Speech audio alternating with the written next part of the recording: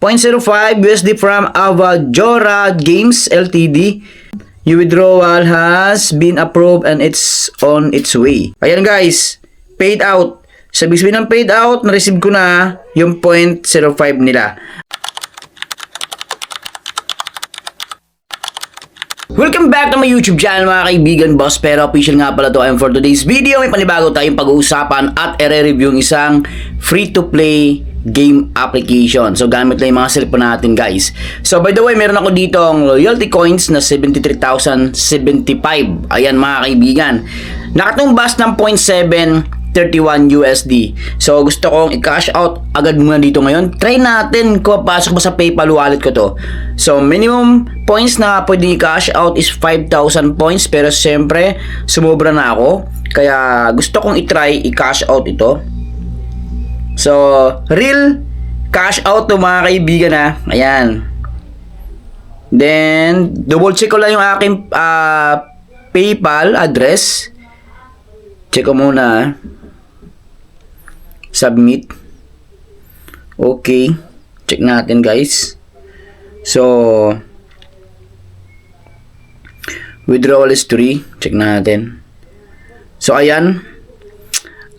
Yung pinaka minimum talaga na withdrawal dito is 5,000 o 0.05. So ito ay pricing mga kaibigan. Ngayon, alamin muna natin habang iniintay sa PayPal wallet ko kung papasok ba to. Alamin natin kung ano application to. So guys, ito nga pala ang KeepPlay. So pag-usapan natin yung KeepPlay application. Yan. So disclaimer lang tayo for educational purposes. Ayan guys.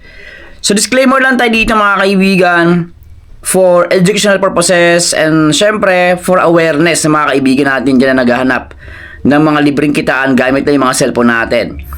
Pag-usapan natin dito yung advantages and disadvantage. Syempre, para ma-aware kayo kung worth it ba na magsayang ng oras dito or hindi masayang oras natin, kasi nga kung meron talaga tayong potential na kitaan dito. So, KeepPlay by Rabado Tech Ltd. So, wala siyang number of downloads dito guys. So, wala pa. Actually, dito palagi nakalagay eh. App support from United Kingdom. So, ito yung information about sa kayo ng developer. Check natin yung kanilang description or about this application. So, initial release ito ng KeepPlay. Ayan. Play games, earn loyalty coins, and redeem rewards in KeepPlay. Welcome to KeepPlay, a loyalty rewards app where user can discover mobile games, complete challenges, collect loyalty coins, and redeem reward. So, yan, redeem rewards. Eligible user can redeem loyalty coins through available rewards method, kagaya ng PayPal and din ng Coinbase. So, ayan, key features. Why KeepPlay? Easy to use, clean and modern interface, activity-based loyalty system. So, ito na yung pinaka advantages nila or pros nila. Yan guys. So, mamaya, check natin kung ano yung mga pansin natin na cons or disadvantage. So, meron sila dito important notice. Ito guys, again na sinasabi ko, palagi tayong magbabasa ng kanilang information about sa kanilang application. So, important notice. Reward option, redemption threshold, availability, and user eligibility may vary depending on account, status, approvals, fraud prevention checks, and platform policies. So, depende talaga sa paggamit ng application, at dito guys, sinasabi nila na bawal yung cheater. Ayan guys, so nakalagay yun, fraud prevention check, and then and any values, balances, reward amounts, or examples shown in screenshots or store graphics are for illustrative purpose only and may not represent typical or guaranteed result. Yan, kaya nga sinasabi ko palagi, disclaimer lang tayo.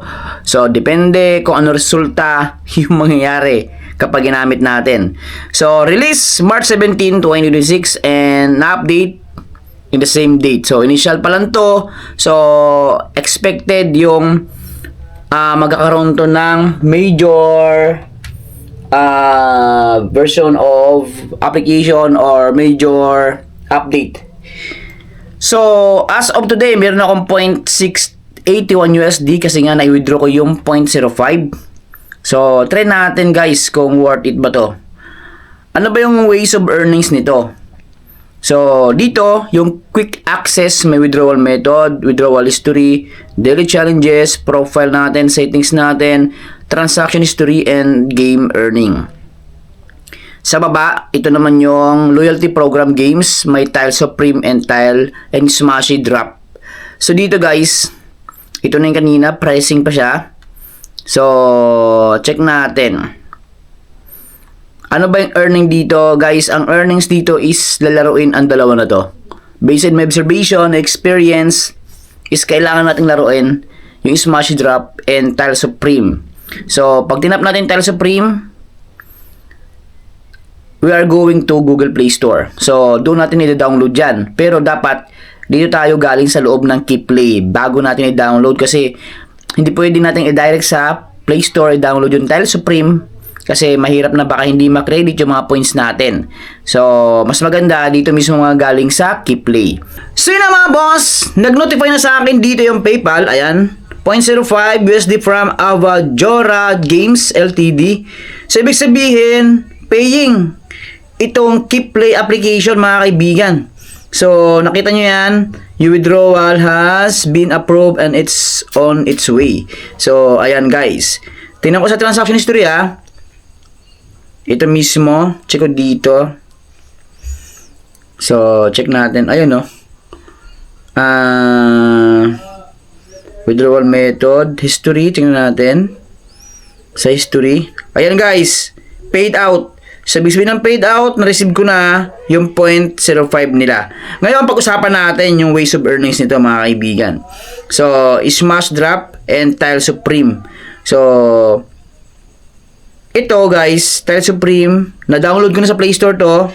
I-play ko na lang to, mga kaibigan. So, ito ay sa loob mismo ng KeepPlay application. So, easy lang yung ano dito, yung paglalaro. Kailangan nating ipagsama yung magkakaparehong prutas. Ayan. Yan guys. Nakita nyo yan. Tapos meron akong points na na-earn dito.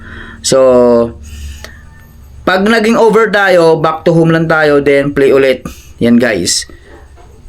Ayan. Tingnan natin ha. Yan mga kaibigan. Okay.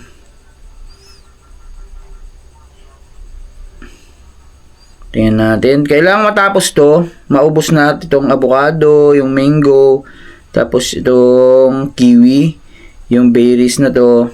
Tapos, check natin kung ilan yung ma-earn natin dito, guys. Okay. So, you win. Play again. So, back to home na ako dito, guys. Punta ako sa home. So, as of today, is payout siya. Ayan, guys. Yung advantage nito, libre download, user friendly, tapos wala tayong punang ilabas dito, no top ups or no cash in. Ang kagandahan dito, walang invite, and then no ads. Wala tayong masyadong makita ng ads dito guys, wala talaga. So maliban na lang sa smash na to drop, kung continue yung life natin, is manood tayo ng ads, pero in general bihira ka makita ng ads dito. So, maganda yung application na to. So, totally, for my conclusion, goods naman to. So, kung try nyo, bahala kayo guys. At ilagay ko lang yung link dyan sa comment section. Tandaan nyo, wala pong referral method o referral program ang application na to. Ingat.